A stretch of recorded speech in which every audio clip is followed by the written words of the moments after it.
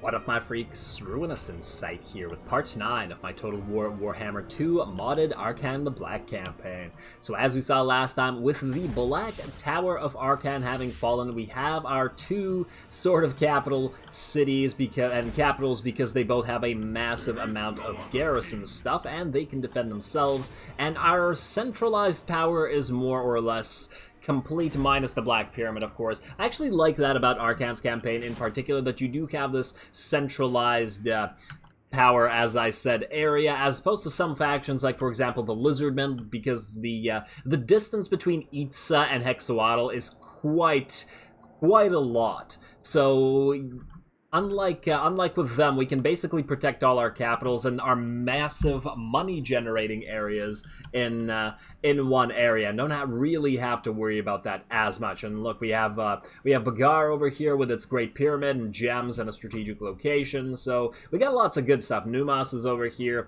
I guess that's the Tomb Kings in general, because the same thing would also be true of Cetra.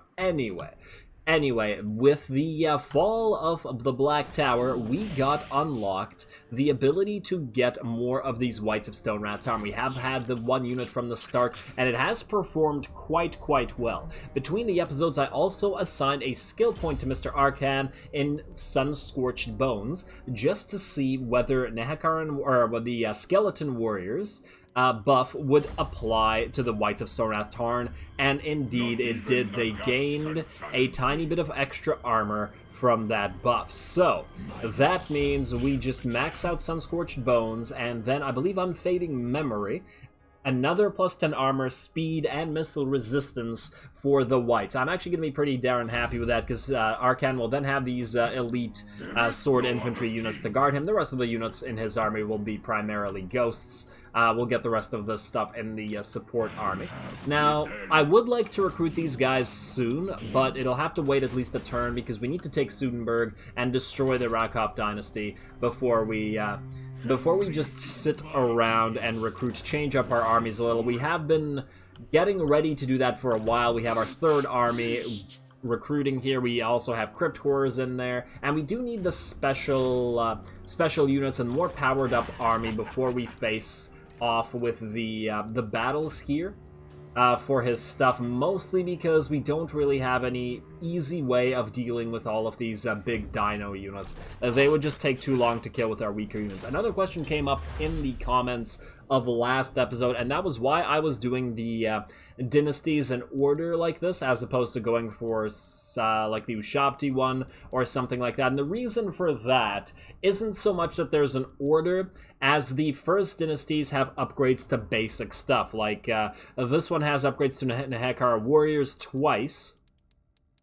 This one has upgrades to Skeleton Archers twice. So yes, we could go for Ushabti upgrades, or we could go for Hydro Titan upgrades and stuff like that, or Tomb Guard upgrades. We don't get anything out of this, though. Not the Ushabti, not the Hydro Titan, not the War Sphinx, none of that stuff we get anything out of, because we don't have the buildings. We won't be able to afford them for a while, especially as it takes a while to grow our necropolises or necropoli to a level where we can actually build those buildings, plus we need the money to build them. In my opinion, we get a lot more value out of upgrading our basic units, like our Skeleton Archers and our Skeleton Warriors and Spearmen, our Nehekar Warriors. Basically, stuff that we have access to a lot of. Like, yes, we have one Tomb Scorpion, but why would we upgrade it over a bunch of other stuff, right? That's my reasoning. I don't know whether it's the best reasoning. Maybe it would be better to upgrade some of the other stuff, but I'm just gonna probably do a hybrid sort of thing. Once we're done with these two, we might skip. Although, this one, like, we get nothing out of Sepulchral Stalkers. We do get some speed for Direwolves and Fellbats, but it's not a huge upgrade. I mean, they're already pretty darn swift. So we might skip that one, and definitely skip the Hydro Titan and Tomb Guard one, as it'll be a while before we get any of those. But this one, the 5th Dynasty, jumping over the 3rd or the 4th, does upgrade the Caskets of Souls, so another 20% ammunition for sieges is really going to help us out. And there's also missile strength upgrade to it as well. Even if we don't get anything out of the Necropolis Knights, this might be worthwhile. So it's still a pretty darn good idea, so thank you for the suggestion. I'll be keeping that in mind as we progress into which particular dynasty we unlock next. Anyway, I believe that's it for this particular turn. Despite all that talking, we can just head to Sudenburg next. Let's end this turn. And I take it this guy's going to go to defend Sudenburg. What I hope doesn't happen is over this next turn that Sudenburg doesn't get retaken by Sudenburg the faction, because then we won't be able to attack them. Rakaph Dynasty actually went over here. Oh, they took the Wadi back from the from Tic-Tac-Toe. Okay. And Sudenburg wants to ally with us, I'm willing to bet. Well, they just want a non-aggression pact. We don't need none of that. We're going to destroy them and take their stuff. They're free ports over here, especially Sudenburg itself, and we want that. And oh, damn, this army's still moving around.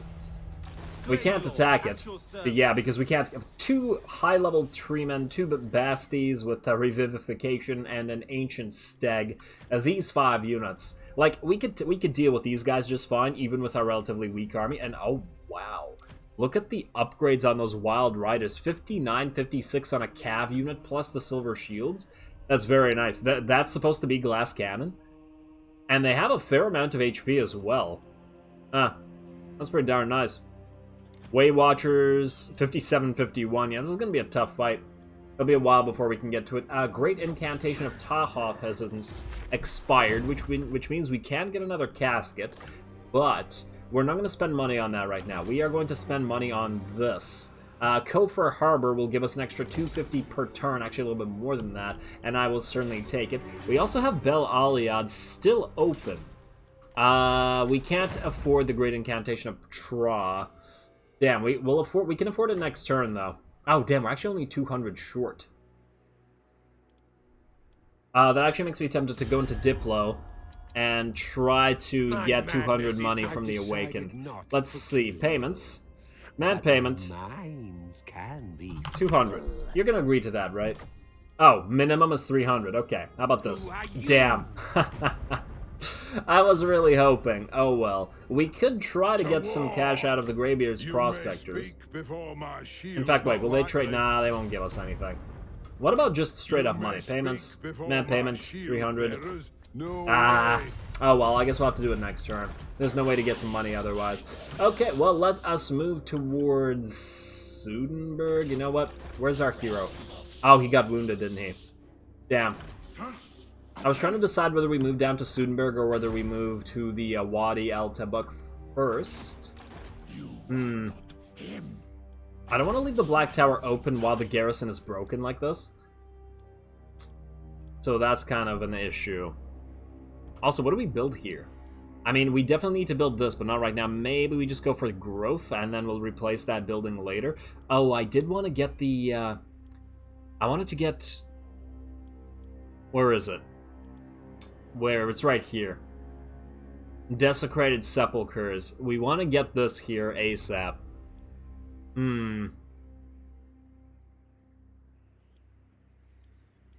It's a lot of money, though. 5k. We probably won't be able to get this there for a few turns. How long until we upgrade to the next level? Oh, we're at 0. Oh, man. I'm actually kind of thinking maybe we upgrade to the Pit of Souls here instead and get another Screaming Skull Catapult into the second army so that we have more siege. Now, let's do that. It costs a lot of money. Oh, we won't be able to build that and the growth, or else we won't have enough to get the Great Incantation of Tron next turn. Alright, let's stick with that for now. Let's go here with Arkhan himself. We can't reach the Wadi this turn. Looks like he's building up here. Can we go into ambush? Yes, we can. I don't want him to see that Arkhan is here. And maybe you. I mean, Arkhan can take care of this by himself, I think.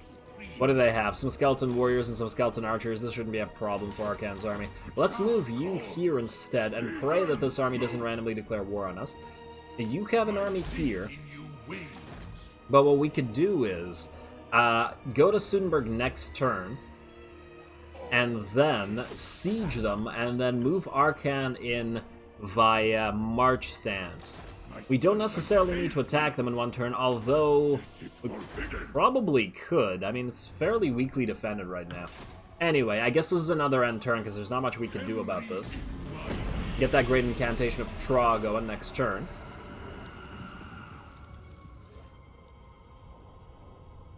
and take the Wadi. At least that's another territory of tic-tac-toes that'll be ours, unless he takes us back immediately. Oh, I didn't expect that. I really didn't expect that, but you can retreat. We retreat. And then what are you gonna do? You're gonna be stuck here in the middle. Oh, you poor fool. You actually thought that would work. Oh, you poor fool. What do we have here? Oh, we lose a little... That's actually... Damn. That is really good. 10 turns of plus 20 diplomatic relations? That will make everybody happier with us. Damn, this makes me want to uncover some more factions just so we are happy with them. Alternatively, we could make everybody angry at us. And... No, you know what? I think we gotta leave them to wander. Let's read what this says first, though. Men whose flesh still crowds their bones, with hearts that continue to beat, have been found wandering the land. Throwing themselves upon our mercy, they beg for their lives and the freedom to return to their faraway homes. What should we do? We have no need for mortals. Why would this give us relationship with all factions? I guess that's better. Oh, everybody hates us for making them servants, okay, or slaves. Alright, leave them to wander. And yeah, that hurts us in terms of public order. It absolutely does. But I think it'll be worth it in the end. Khemri is basically fine in terms of public order. The places that are not fine is Al Haik, but that's really not that bad, -1. I can certainly live with that.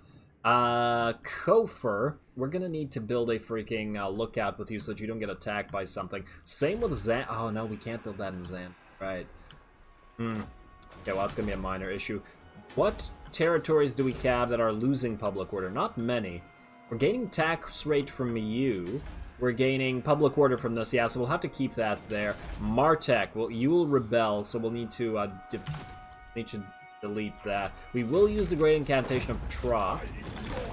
There we go. So that gets our free Nectar Protect hero, and then we'll have him, as suggested in the comments, go to Bel Aliad and take that for ourselves. Hopefully Tic-Tac-Toe's agents don't kill him, because that would be real annoying. And, oh, damn. This guy's here. Watch him attack this. Can Arkhan hit them both?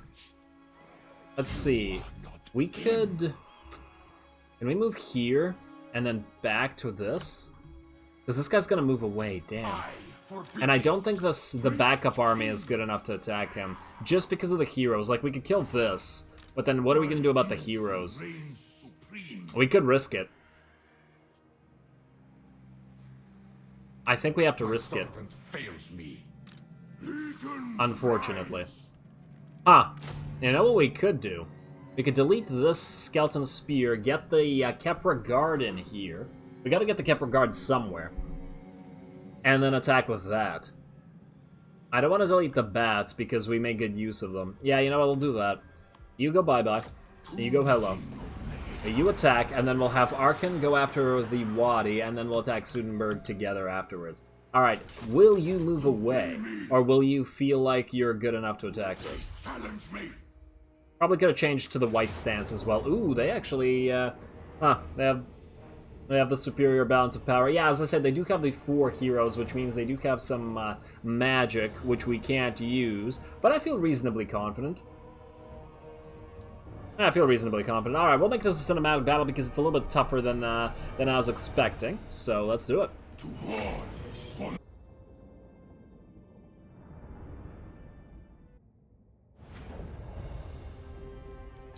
Alright, here we go. Cinematic battle. I don't think that this is going to be too difficult despite the power level. The main reason that I wanted this to be a cinematic battle is because this army is a little bit weaker, but we do have artillery superiority, and as soon as I saw the map being this choke point map, I realized that there was no way we could possibly lose here, especially since we have artillery and range superiority while the enemy doesn't, and they're all just foolishly standing here. They didn't even move forward, and they very, very much should have. So it's just going to take a little time for our catapult and our army to move into position. I sent out the bats around back so we can use them to attack the enemy. There's relatively few range units. The biggest enemy threat, of course, the 4 heroes that they have. 2 Necrotechs, a Lich Priest, as well as the Tomb King on a Chariot. We don't want that charging anything. They also have a couple units of Nehekara Warriors, but I'm going to just target those guys with both our range and our artillery to make them go away as soon as possible. We also do have the debut of the Capra Guard, and they should... And since they're a Regiment of Renown, they should absolutely... Oh, I love that with the mask. We should allow them to have a cinematic battle for their debut. Of the double swords as well. Alrighty, so let's speed this up as well. We should get our catapult firing, and there it goes. Right into the Nehekara Warriors. Let's watch a few of these hit. Here come the skulls. That one went flying. It still feels a little bit loud sometimes, though. Wait, if we go into sound, make the effects even a little bit less? It is the effects that are doing this. Maybe like that. You guys let me know. Because I noticed last episode, the clamor when the units are engaged with each other is still incredibly loud. Nice, nice. Okay, and it looks like the enemy have gotten a wee bit upset about their Nehekara Warriors being destroyed by the Screaming Skull Catapult. So here we go. Countering the enemy charge in the movement, I immediately decided to send forth the Flock of Jaw. They may not be good in melee or fighting anybody, but there is one thing they're fairly decent at, and that is dropping bombs of giant concentration for units like this. Let's see, they didn't kill too many enemies, but you can see these 2 units, they were only hit by the Flock of Jaw, and they did lose a fair number, so that's pretty good. And here come the arrows. Look at these fools charging uphill. They also let us have the high ground here on top of the fact that it's a choke point. Absolutely ridiculous.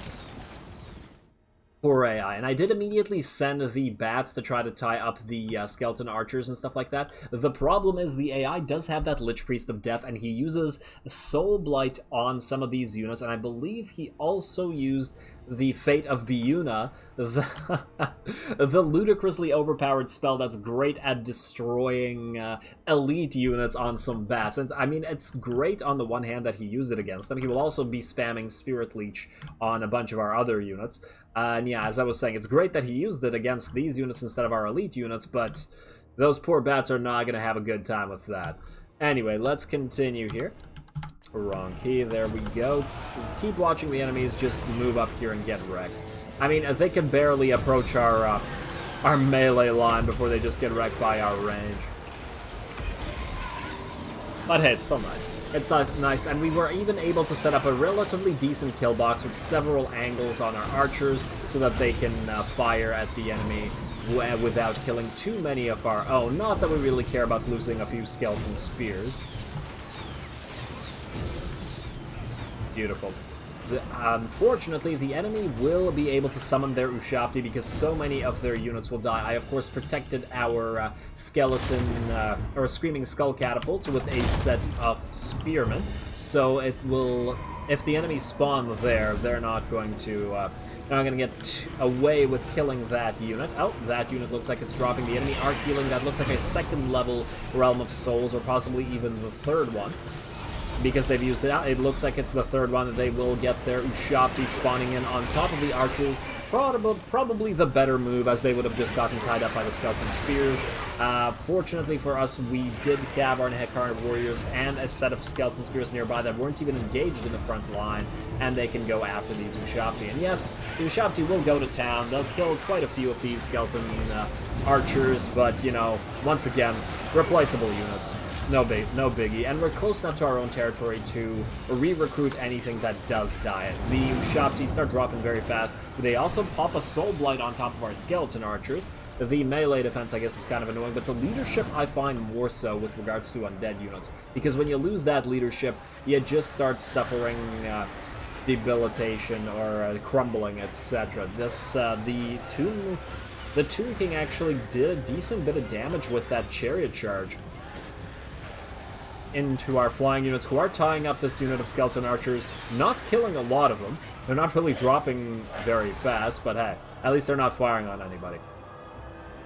And there we go, the Ushabti look like they're just about dead. Same with the main line here. There's a small area of enemy skeleton spears, but they are getting attacked by the Kepler Guard, who are slowly moving in now, and they could just absolutely annihilate this unit very, very easily. They're basically designed to kill units like this. So, well, let's just watch him play around for a little bit. Swing away with those swords.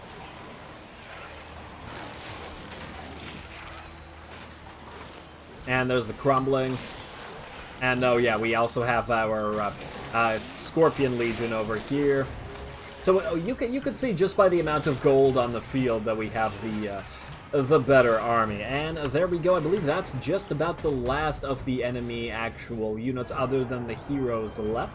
Just gonna destroy this one last unit of Skeleton Warriors with both range firepower and artillery firepower. These two skulls are gonna damage our own units a little bit. I think I told the Screaming Skull Catapults to stop, but I don't remember if it was after that shot or after the next shot. Okay, no, we're good. We're good. Let's speed it up to max. Just the heroes left now. This is just going to be an annoying little bit. Oh, and it looks like they're moving in. Really, what the AI should have done this entire time was had them fighting along with the rest of their army. They could have done a lot more damage there, but instead they just sat back and wasted their own time. And now they're just going to get surrounded and killed. They will cast a few more spells. There is another... Is that a Soul Blight coming in? I really can't tell. No, it's a Spirit Leech on the Fell Bats. It does look like the range or the flyer units took pretty much all the spell damage in this particular episode. And let's just speed it up because it's not particularly interesting to see these guys surrounded and attacked like this for a long, long time. It just needs their leadership to drop so that they crumble. See, the Necrotechs aren't actually taking a lot of damage because we're fairly weak in terms of damaging heroes. But as soon as they start crumbling, that does the work for us. Unfortunately, it looks like one of the bats did die there due to spell damage plus focusing, plus the charge from that chariot unit. But hey, they're just bats.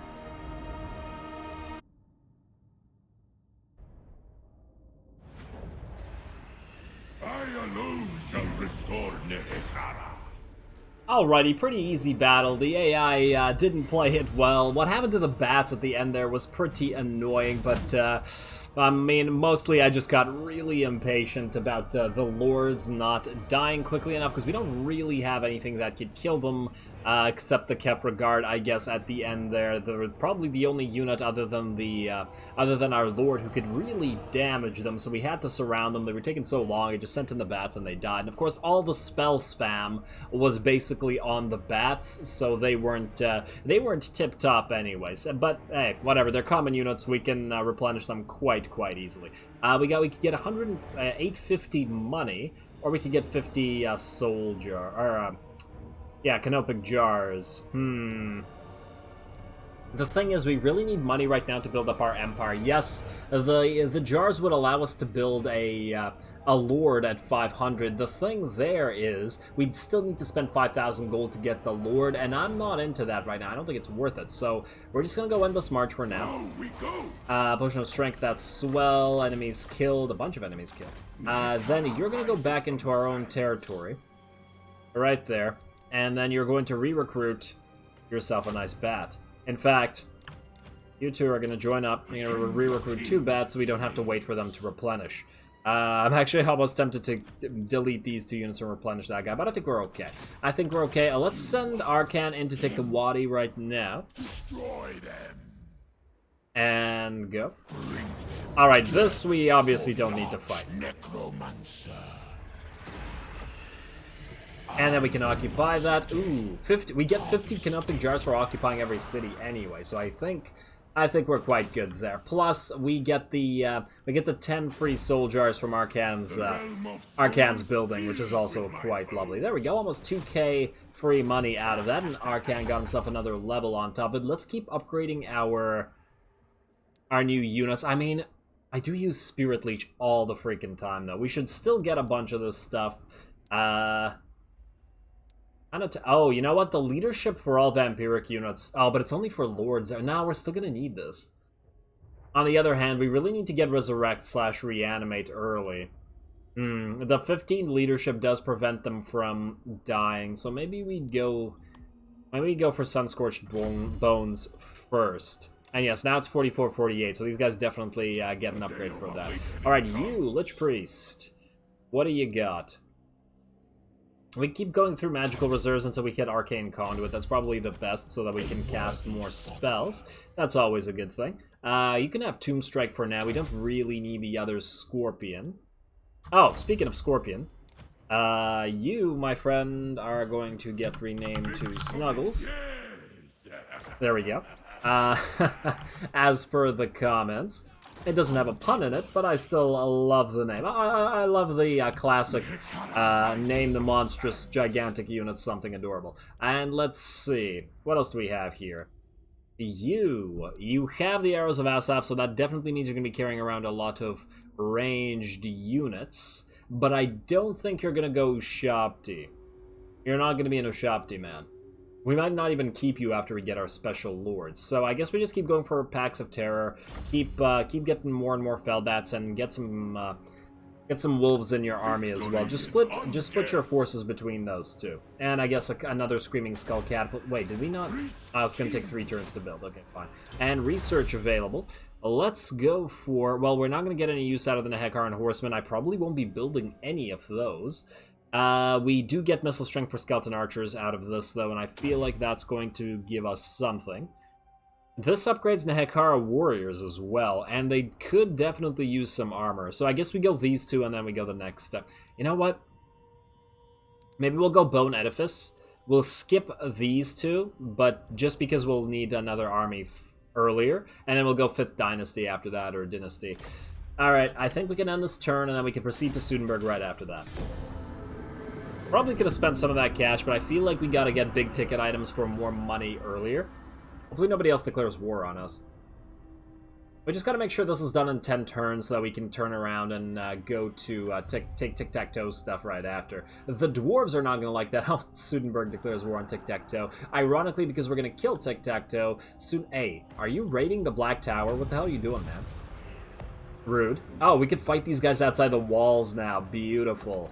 Okay, well, raiding. Then... I don't think these guys can hit this place, so... Arkhan, you're just gonna go as close as you can. We could raid this place ourselves. Does raiding take 50 or 25? It takes 50, so we'd only be able to move here. You know what? I don't like that. Let's move close. Move right here. This guy may raid us, which will annoy us, but it won't... I don't think we're gonna lose anything. You can actually raid. And then we'll attack these guys right outside their city next turn and destroy them. There we go. You can raid that. We don't get a lot of money out of it.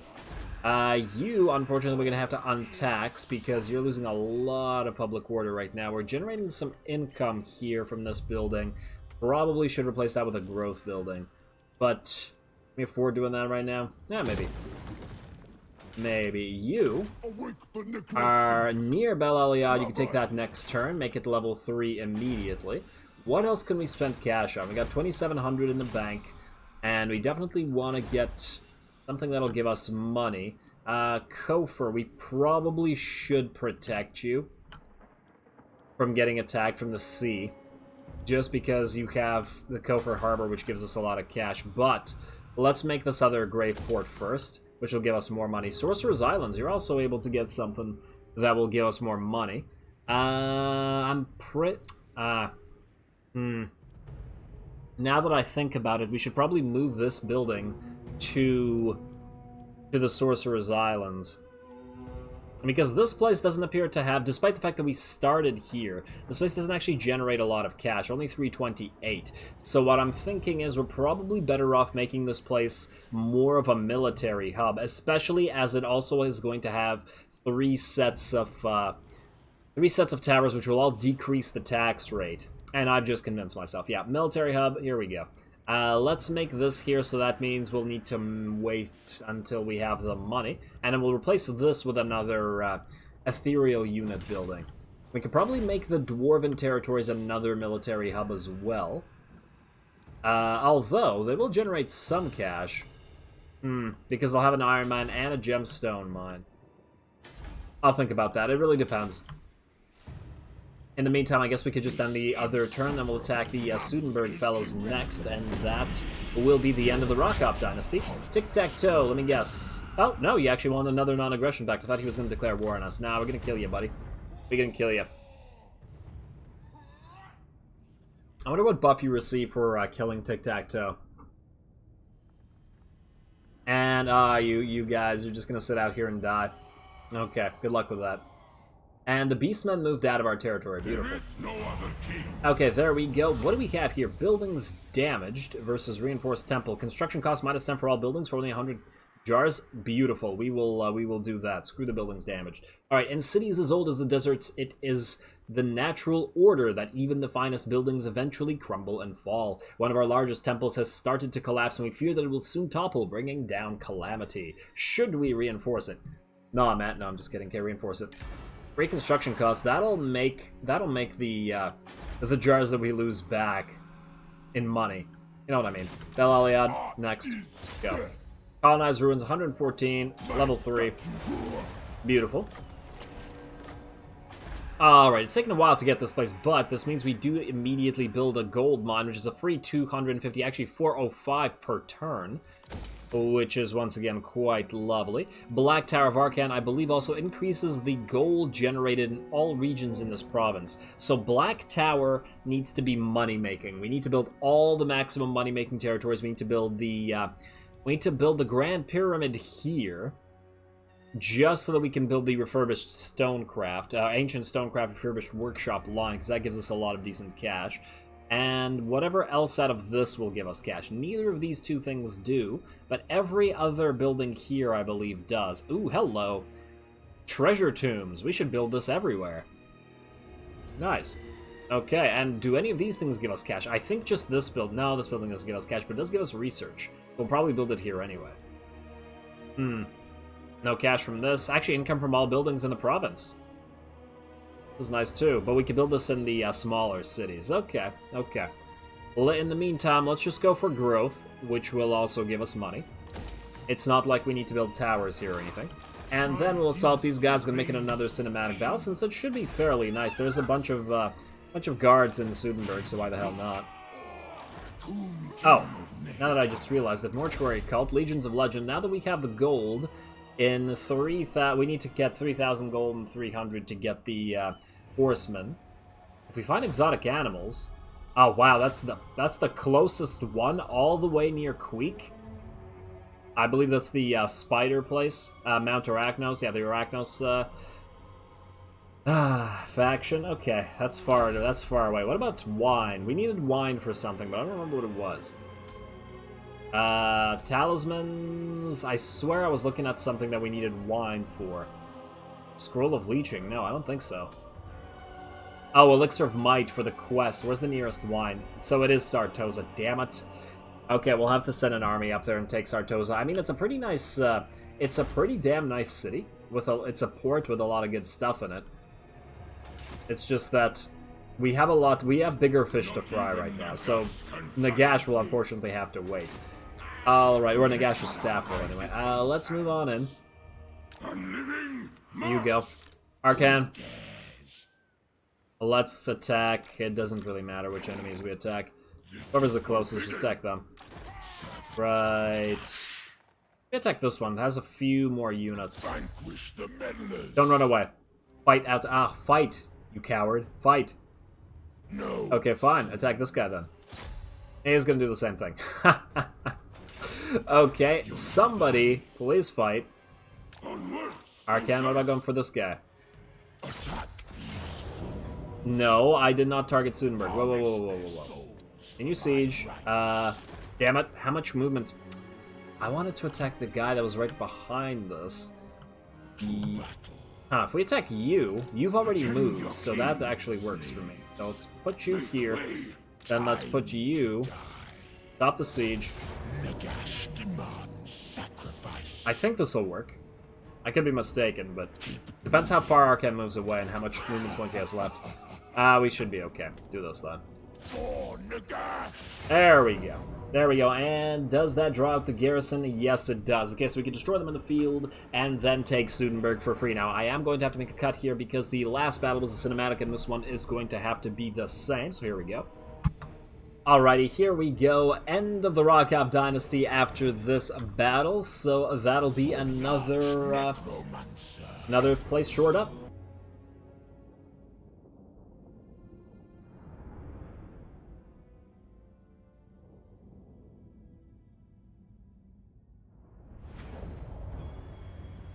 Alright, here we go. Now, this is a particularly interesting battle because we basically have to gamble as to where the enemy army is going to show up.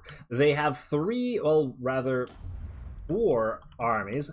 One here, and then two reinforcing forces, and we don't know what's going to come out of what side of the map. We also have our own reinforcing force right here. I actually bet a little bit wrong, but it worked out fairly well in the end. I thought that this would be a smaller force and their main army would appear somewhere else so that we would be able to destroy it with our artillery. I actually thought that their main force would come out here, therefore it would be stopped by our force, our reinforcing army, and then just eaten up by artillery fire. Instead, the main army of the enemy came out here, but we still have the high ground here. Plus, this is Arkhan's force, and they don't really have a shot to beat Arkhan's force. It's just that we just don't get to use our artillery, which is unfortunate, but not a big deal.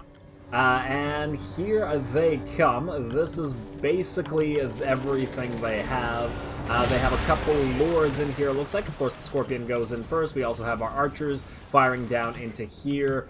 So while they trudge up to the high ground, they're gonna definitely take some casualties. In the meantime, the small army that started off in the middle of the map, I did decide to target both of our artillery at them, just so we don't have to deal with these two extra units. The enemy single hero army actually ended up spawning here, so I decided to send this entire army down here to help Arkhan, but I sent the Tomb King over here and the Kepler Guard together, not the Nagash warriors, but the Kepler Guard, wherever the hell they are.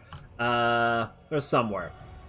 They're somewhere in the pile over here, and I sent them together with the Tomb King to deal with this particular Tomb King. So let's just take a look at the main battle, as the battle will be here. Of course, I sent Arkhan down the middle as well, because he can summon the zombies, just tar pit this entire army as they come in, preventing them from really doing anything. Small unit of enemy carrion coming in, probably going to try to stop our rangers. No, they actually land near the Whites of Stone Tarn. Well, that's absolute insanity. That's just a waste of carrion. Of course, they get wrecked by the ghouls as well. There goes their first level of Realm of Souls, the healing coming in.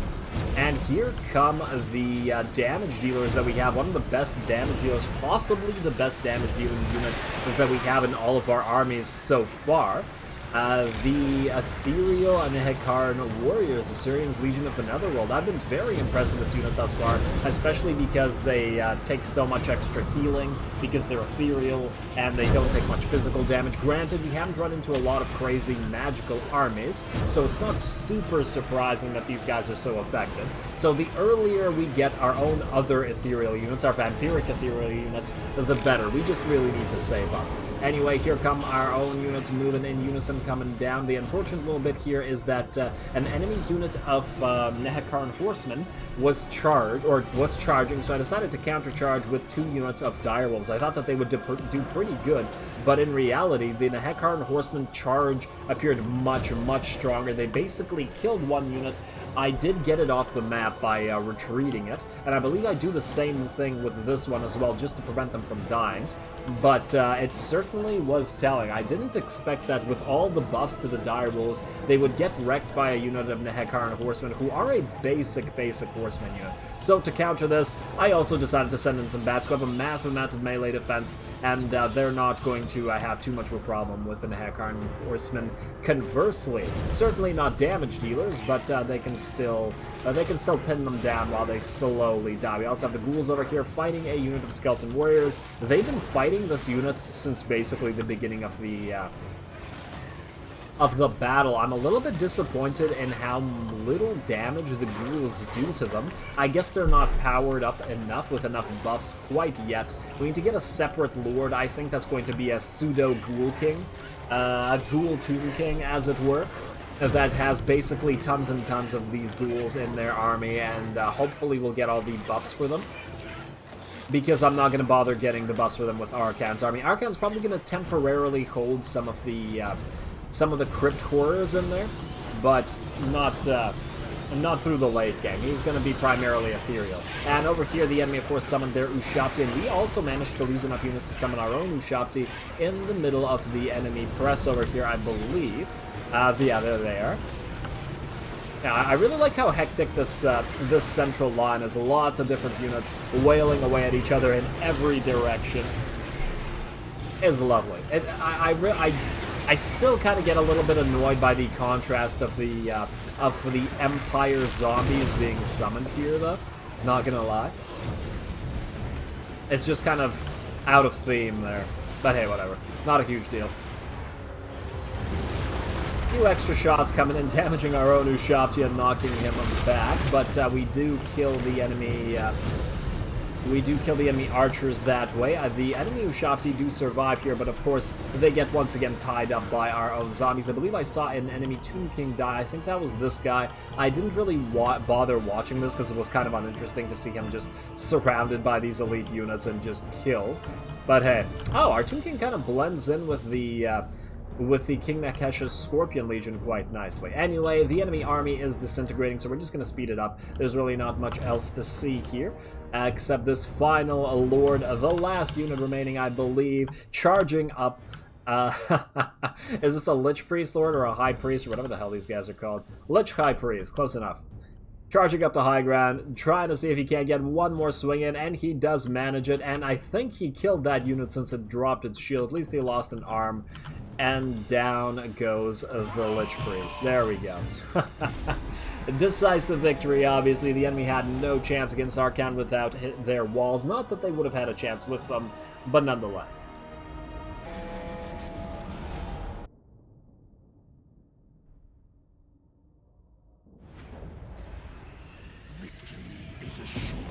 Alrighty, there we are, the last of the forces of the Rakaph Dynasty. One of the things I like in particular about fighting against the undead is when their armies are defeated, they are completely defeated, therefore the reinforcements that come out of a garrison are all dead to a man. If this had not been an undead faction, they would have left it with like half HP, run right back into the garrison and forced us into a needless siege, despite the fact that their forces were already crippled. Now, we did pretty well there, I think, 220 for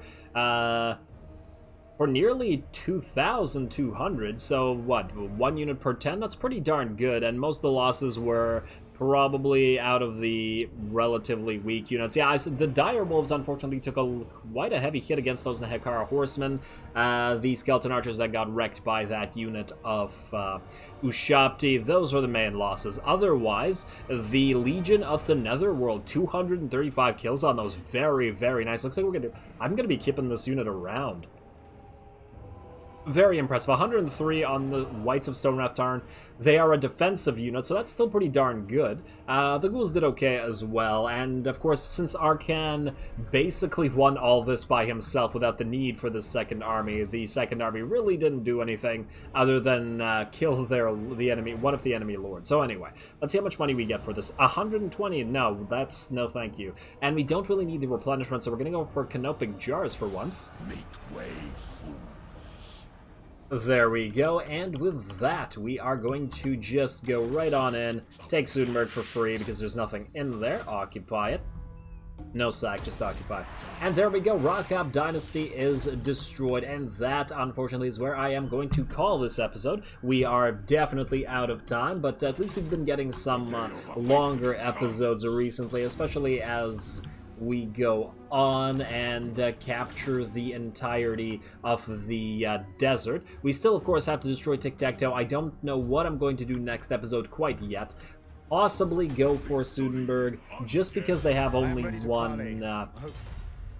just because they have only this one territory. They do have 2 full stacks, or a stack and a half, but they are fairly weak, so we shouldn't have too much trouble taking it. Plus, they don't have walls here, so we can just take this to them in the field. I don't want to start by fighting the Dune Kingdoms yet. I think we want to kill Tic-Tac-Toe first, then move on to the Dune Kingdoms rather. Although I suppose we could rename them to Doom Kingdoms, or Doomed Kingdoms, and then loop around and then take all of the Numas stuff. Before, like, I basically want this entire area to be ours before we get across the mountains and go to Mothrock, take Kalida's stuff and all the stuff over here from the lizards. I'm not entirely sure whether we'll attack the lizards, but we do want at least some of the Badlands to be ours before going here. We don't want Numas to be left alone because they despise us. Wait, they actually like the fact that we attack Khemri, ironically enough, but they have the aversion and the prejudice towards us specifically, so they will never like us. They will always be a threat, and that's a bunch of extra armies that we just don't want to keep an eye on, but that is a problem for next time. So with that said, as always, I do appreciate any and all feedback regards to the gameplay or the way I do things on this channel. If you have a second, please do take it to leave a like and a great comment to support the channel. It really, really does help. As always, all glory to the algorithm, and thanks for watching.